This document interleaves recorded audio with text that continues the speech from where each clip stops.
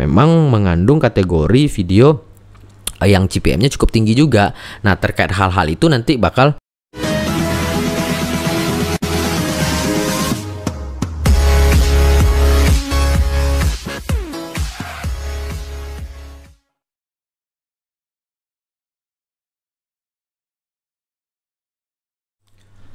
Oke, assalamualaikum warahmatullahi wabarakatuh. Baik teman-teman, balik lagi di channel gua ya.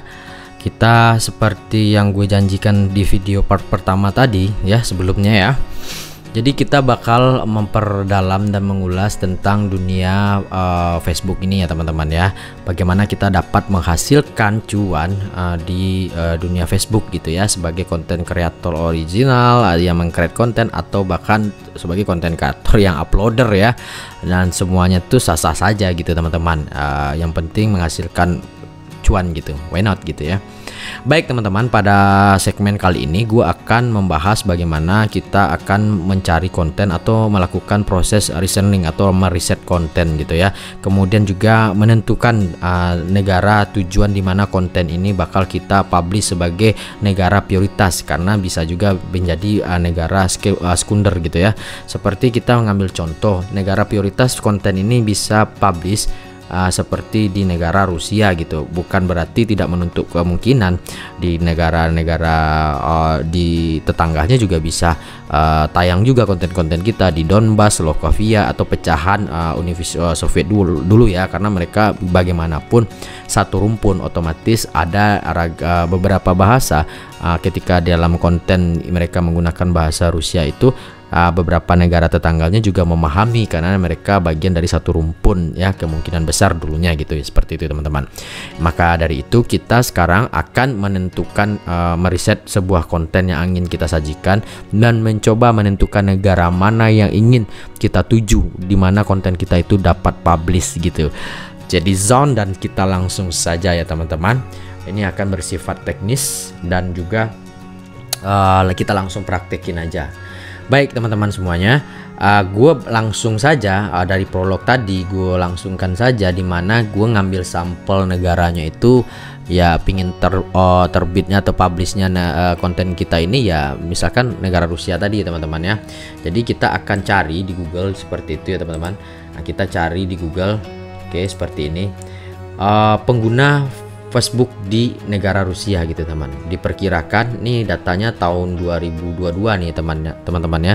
Sekarang udah tahun 2024, otomatis ada peningkatan pengguna yang pastinya. Cuman data ini yang coba kita akses ini gitu kan, seperti ini tuh ada nih. Diperkirakan sekitar 7,5 juta pengguna Facebook ya di negara Rusia. Ini data 22 Maret 2020. Oke, 7.500.000 ini merupakan base data yang cukup besar menurut gue ya teman-teman ya.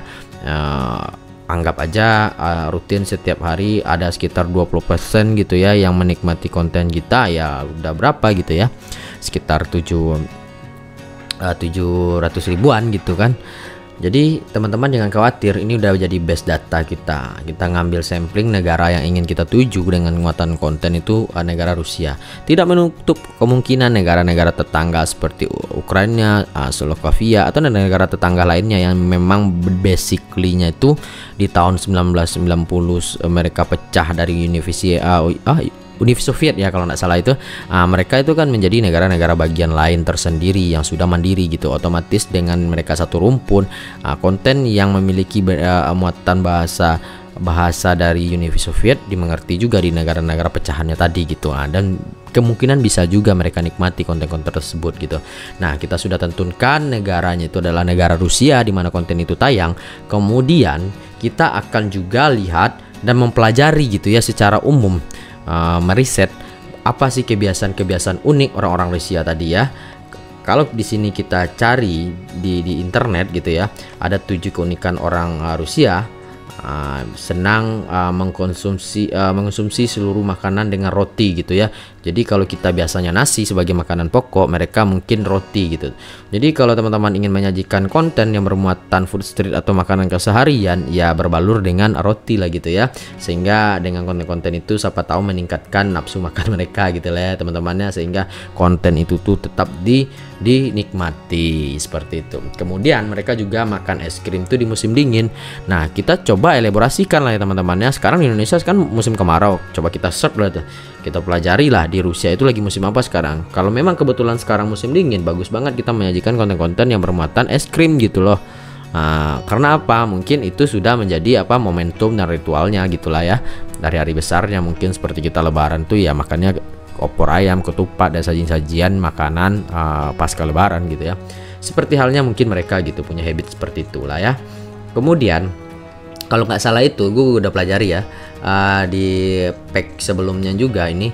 Ini kan udah next pack tuh ya. Di pack sebelumnya juga kalau kita lihat di sini mereka itu suka minum beralkohol. Kalau nanti konten-konten kita itu mengandung tentang wine, tentang apa, kemudian penting kita perhatikan juga, kita elaborasikan apakah konten tersebut apakah konten tersebut bisa tidak bertabrakan dengan aturan-aturan Facebook. Nah, itu bisa kita publish. Makanya nanti kita pelajari juga gitu ya, apa sih yang diinginkan oleh pihak Facebook terkait konten-konten apa sih gitu. Kemudian minat lainnya dari orang-orang Rusia ini naik kereta bawah tanah, rutinitasnya mereka tuh ya senang bersosialisasi. Ya bisalah kita sajikan konten-konten sosial eksperimen gitu ya, tentang konten berbagi kebaikan ya. Terkait konten itu sendiri nanti kita bisa comot lah di beberapa YouTube influencer yang memang terkadang masih bisa lah kita custom gitu ya. Itu udah permainan uploader lah gitu teman-teman. Tuh kita yang penting yang pastinya gue bakal buka-bukaan tentang ini ya. Nah seperti itu teman-teman. Jadi kita sudah menentukan ini salah satu contoh ya teman-teman, tinggal pilih aja mau targetnya itu negara Australia kek, negara Amerika Latin kek, terserah ya. Nah ini gue ngambil contohnya itu seperti Rusia ini ya teman-teman ya. Karena gue udah menyiapin aja sih bahannya gitu, tapi itu sama saja gitu, sama saja. Nah, berlaku untuk semua hal ketika teman-teman mau melakukan riset konten gitu dan menentukan negara tujuan konten ingin dipublish gitu. Nah, bisa juga tergantung negara-negara. Gue pingin ngambil negara-negara yang memang nilai CPM-nya cukup tinggi nih gitu. Nah, nanti bakal kita ulas juga sih negara-negara mana nih yang CPM pen spec-nya itu bayaran itu cukup tinggi dengan ragam kategori dan ketentuan tersendiri gitu. Nah, ada juga tuh negara yang memang tidak support gitu dengan adblock ini atau iklan ad streaming ini. Nah, jadi buat teman-teman itu harus kita pelajari semuanya. Ya, ini sebagai basic awal, gue langsung perkenalkan seperti itu ya teman-teman ya. Jadi hal-hal yang mestinya harus kita persiapkan itu tuh ya kita tentukanlah negara tujuan di mana konten ini beredar sebagai negara pertamanya mana, kemudian negara-negara potensi tetangganya, negara-negara sekundernya, pendampingnya apa yang ikut menikmati konten kita. Yang kedua, kita harus mempelajari habit-habit dan kebiasaan kesenangan orang tersebut di dalam ruang lingkup negaranya itu sendiri gitu, sehingga kita ada hubungan yang berkorelasi dengan konten yang kita sajikan itu potensi lebih besar diterima dan dinikmati oleh mereka gitu ya. Nah, sehingga impressionnya, interaksinya gitu, jangkauannya itu akan lebih tinggi gitu.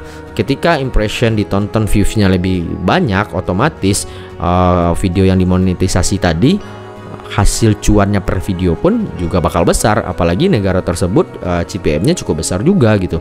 Dan klaster video yang kita sajikan itu tuh memang mengandung kategori video yang CPM-nya cukup tinggi juga.